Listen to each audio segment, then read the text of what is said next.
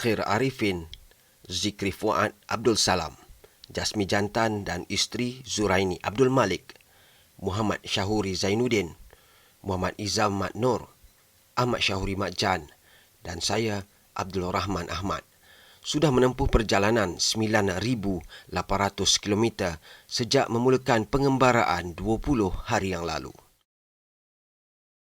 Misi pengembaraan kami ialah untuk menunaikan haji menggunakan dua pacuan 4 roda dengan jarak perjalanan 16,000 km merentasi 10 negara bermula dari Malaysia.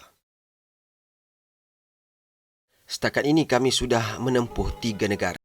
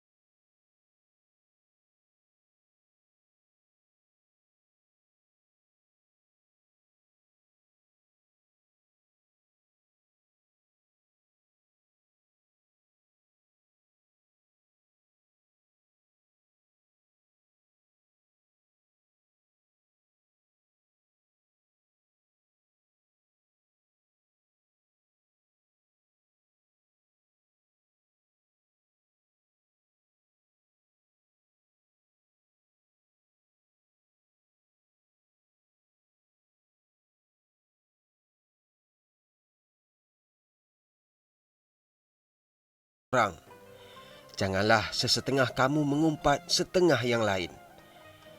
Adakah seseorang daripada kamu suka memakan daging saudaranya yang telah mati? Jika demikian keadaan mengumpat, maka sudah tentu kamu jijik kepadanya. Oleh itu, patuhi larangan yang tersebut dan bertakwalah kamu kepada Allah. Sesungguhnya Allah Maha Penerima Taubat, lagi Maha Penyayang. Semakan pasport kami begitu pantas tanpa banyak soal jawab dan mereka melayan kami dengan cukup baik. Syukur Alhamdulillah. Sebaik saja keluar daripada pusat imigresen, perkara pertama yang ingin kami lakukan ialah bersolat. Disebabkan kami sudah biasa bersolat di ceruk mana sekalipun, asalkan ianya bersih, kami bersedia untuk menunaikan jamak khasar di luar kawasan imigresen itu, walaupun tempatnya nampak tidak begitu selesa. Namun yang menjadi perhatian kami ialah satu struktur seperti sebuah menara bersebelahan sebuah bangunan setingkat dan sangkaan kami tepat, ia sebuah surau.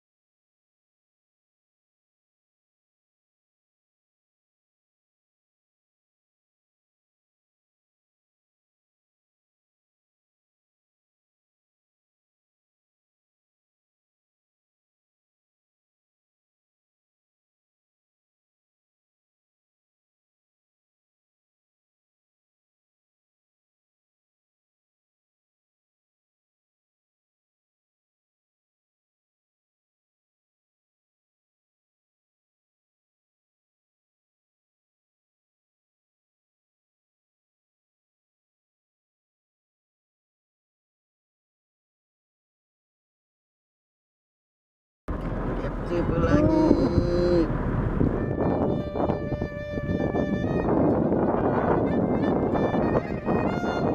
Para inspirasi haji Kyrgyzstan.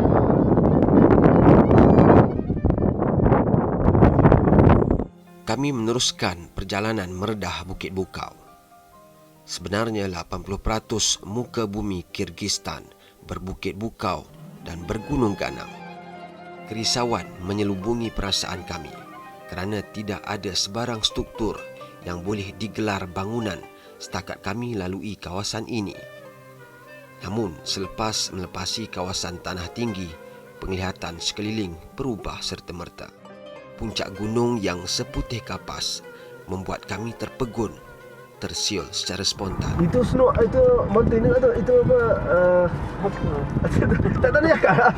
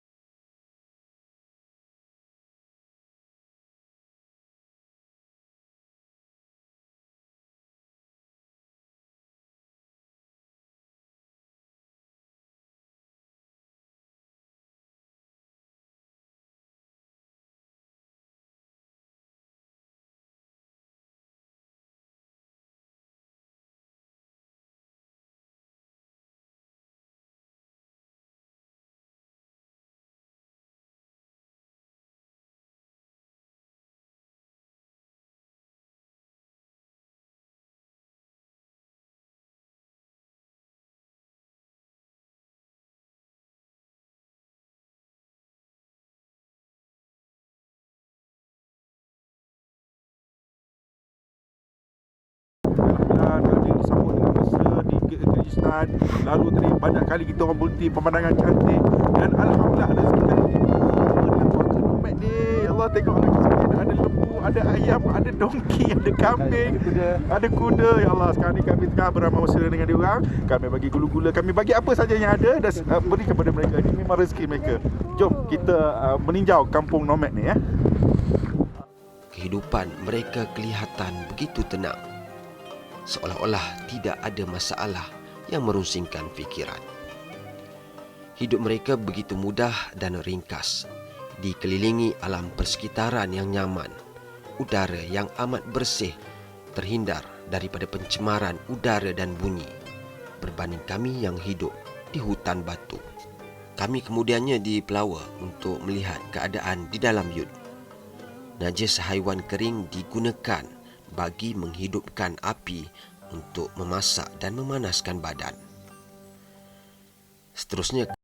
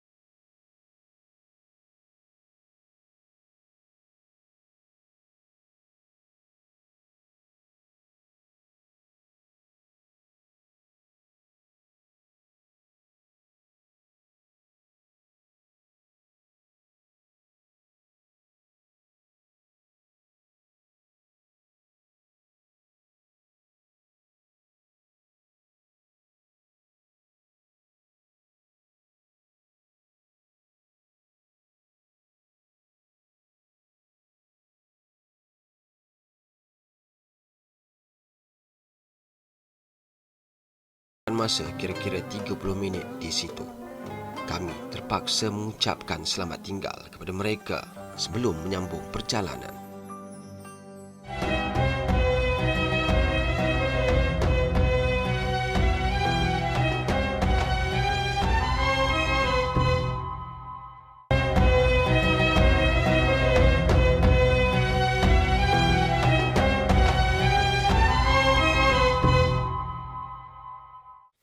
Pemandangan seterusnya memukau mata.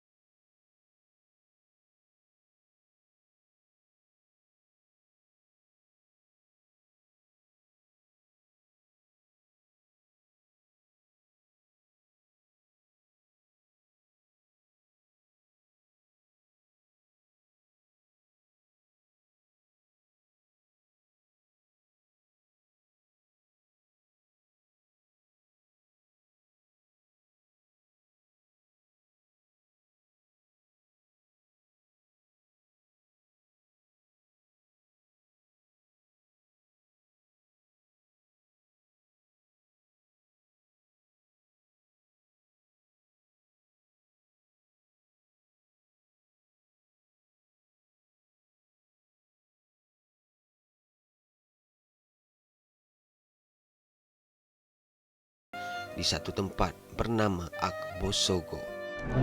كيف حالك؟ US dollar.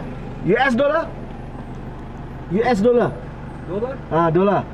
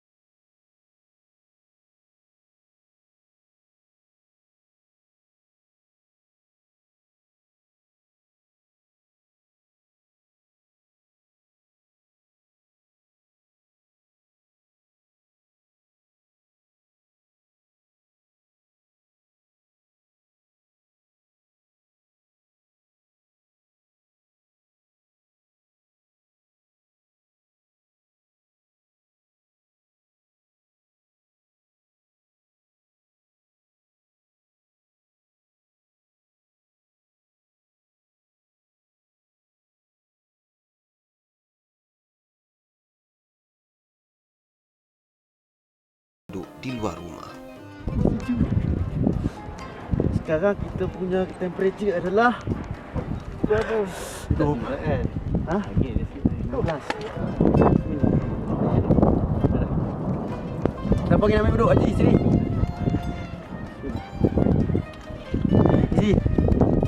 Sini. Sini Haji. Ya.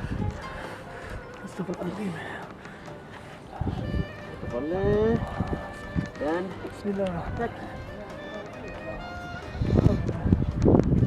Lagi. Syukran. Angin kuat yang menyusul membuat badan tidak mampu menahan kesejukan yang menyusuk tubuh walaupun sudah berlindung di bawah baju panas dan selimut tebal. Toko membenarkan kami bersolat di sebuah bilik di sebelah rumahnya itu. Allahu Akbar, Allah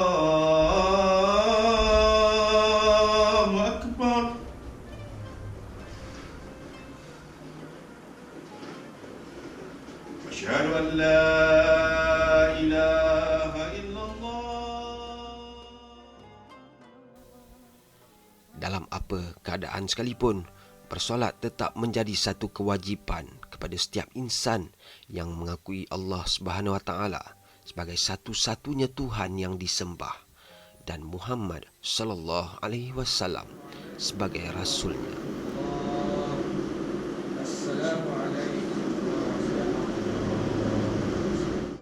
Selepas bersolat, kami dipelawa oleh toko untuk berborak-borak. Ya, Alhamdulillah. Inilah kelebihan mengembara berkelana kerana Allah. Yang mana kita tak dapat. Kalau kita melancong, kita tak dapat suasana begini. Okay, Alhamdulillah. Sebenarnya tadi kita lepas kita bersama dengan orang-orang nomad tadi, kita biasalah bergambar, tengok banyak kita kambing dan sebagainya, dan kita melalui sebuah pekan. Ingat nak isi minyak kat situ tapi tak jadi sebab kita ingatkan mungkin dia orang tak terima $. Tapi Alhamdulillah sebabkan perjalanan kat sini naik bukit dan sebagainya, kita cakap tak apalah, kita try je lah kat stesen kecil ni. Dan Alhamdulillah tak sangka yang mana yang kat sini pun orang Muslim pun semua kita bagi salam, dia pun jawab apa semua, dan kita pun dengan kita punya communication dengan dia, kita izam cakap ayam dengan itik, tunjuk duit $, apa semua, dengan kita punya negotiate pasal exchange rate dan sebagainya. Alhamdulillah rupanya dia di pemurah, dia bagi lagi banyak, maknanya kita lebih untung lah kan. Dan yang lebih menyebabkan kami rasa terharu, kebetulan masa kita sampai tu tadi ialah dekat nak maghrib. Alhamdulillah dia pun kata dia nak solat tu, kami pun cakap lah jemaah, dia pun ajar. Rupanya dekat sebelah tu ada, memang seolah dia dah bersedia untuk menerima kami untuk solat berjemaah. Itu Alhamdulillah Allah punya perancangan sangat-sangat bagus, dan kami pun solat berjemaah. Dan Alhamdulillah lepas solat dia ajak kami duduk kat sini. Agak-agaknya dia nak hidangkan air teh ke apa kan, roti kan. InsyaAllah doa-doa lah. Kain sabrah dibentang dan kami dipelawa untuk makan roti beserta keju dan teh panas yang disediakan oleh isteri dan anak-anaknya. Namun makanan yang disajikan itu sudah memadai untuk kami. Okay? Okey, silakan. Okey. Baik. Dekat dapur kan ni. Rakun. Tak makan pun.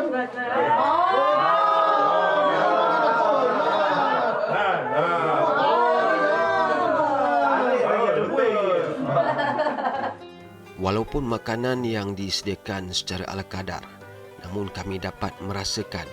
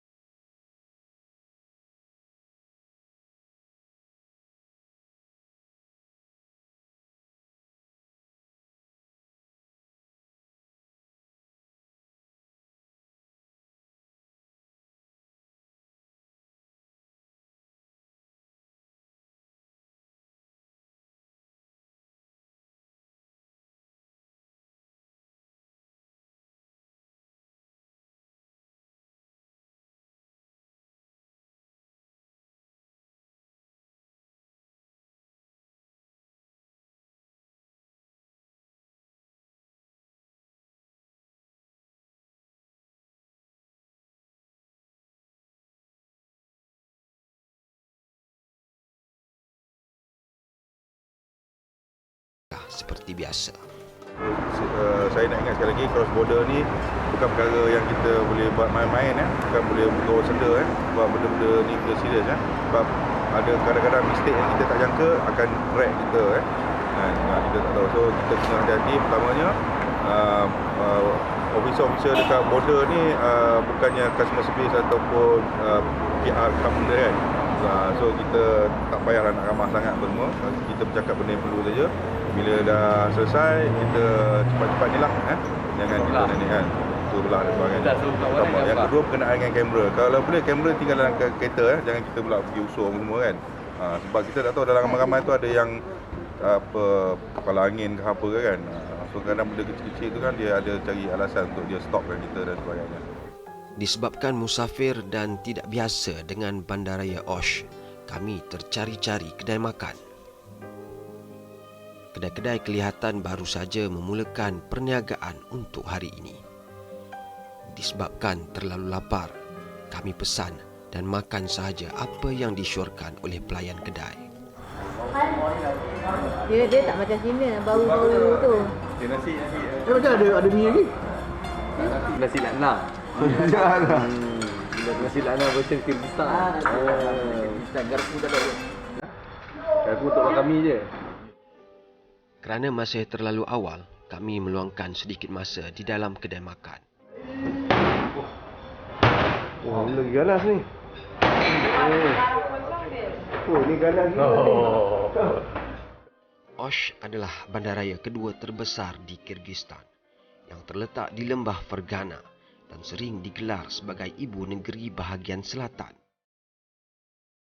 Semakan menerusi Wikipedia, mendapati pada 2017, bandaraya Osh yang berusia kira-kira 3,000 tahun mempunyai penduduk seramai 282,000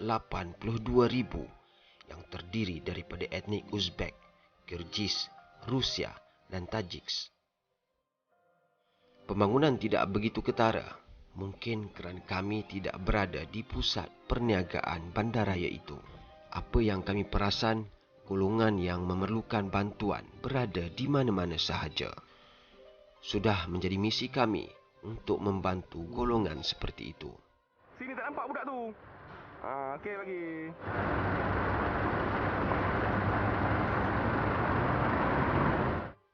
Kerana muskil kehadiran budak lelaki yang cacat tangan kiri itu, kami mengikorinya sehingga membawa kami kepada emaknya yang menanti di sebelah dinding kedai. Kami sedar kami tidak boleh tunggu lama di bandaraya Osh. Terdapat monumen di bandaraya Osh yang mempunyai sejarah yang dikaitkan dengan pemimpin zaman dahulu. Dan dalam perjalanan, kami melihat tersergam beberapa masjid berdiri teguh di kiri dan kanan jalan. Mengikut jadual, kami perlu melintasi sempadan Kyrgyzstan, Uzbekistan yang mengambil masa kira-kira 30 minit. Sepatutnya kami merentasi sempadan Kyrgyzstan, Uzbekistan melalui Dostik, tetapi kami tersalah pergi ke sempadan di Iradan yang juga tidak jauh dari bandaraya Osh yang ketika itu ditutup. Nampaknya kami terpaksa berpatah balik ke pintu sempadan di Dostik pada 12.24 minit petang waktu Kyrgyzstan.